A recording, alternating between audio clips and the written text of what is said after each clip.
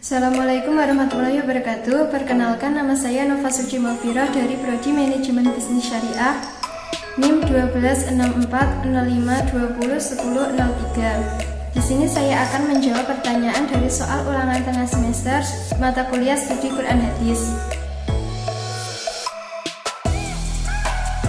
Mempelajari studi Quran Hadis adalah yang pertama untuk memahami kandungan Al-Quran, yang kedua untuk mengetahui cara dan gaya serta metode yang digunakan oleh para musafir dalam menafsirkan Al-Quran, yang ketiga untuk mengetahui persyaratan dalam menafsirkan Al-Quran, dan yang keempat untuk mengetahui matan hadis yang diterima dan yang tidak diterima.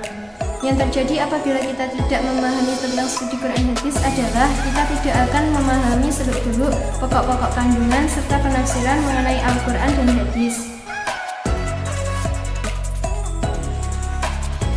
Karena Al-Quran terpelihara keasliannya hingga hari kiamat kelak, dan Al-Quran juga menjadi pelengkap bagi kitab-kitab sebelumnya.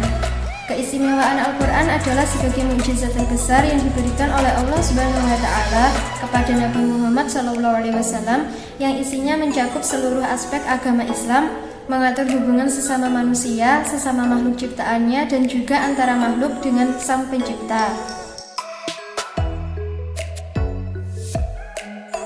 Karena perbedaan itu mulanya berasal dari teks Al-Quran itu sendiri, misalnya adalah apakah ayat tersebut bersifat umum atau khusus dan lain sebagainya, sehingga terjadi perbedaan dalam penafsirannya oleh para musafir. Sikap kita terhadap perbedaan tersebut adalah kita harus bersikap lebih terbuka, saling menghormati, dan tentunya bersikap toleransi.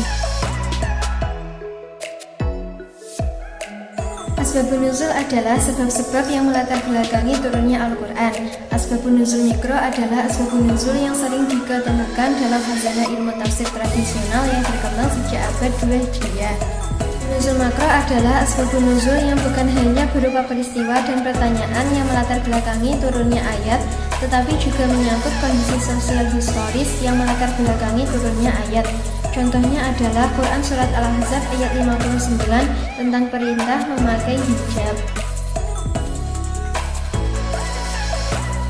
Sih adalah dalil syara' yang menghapus suatu hukum, dan mansuh adalah hukum syara' yang telah dihapus. Polemik yang terjadi adalah ada yang mengklaim adanya nasih dalam Al-Quran, lalu ada yang mengingkari sama sekali adanya nasih dalam Al-Quran, dan yang terakhir ada yang berpendapat pertengahan, yakni mengakui adanya nasih jika ada dalil yang sahih dan jelas yang meyakinkan akal dan menenangkan hati.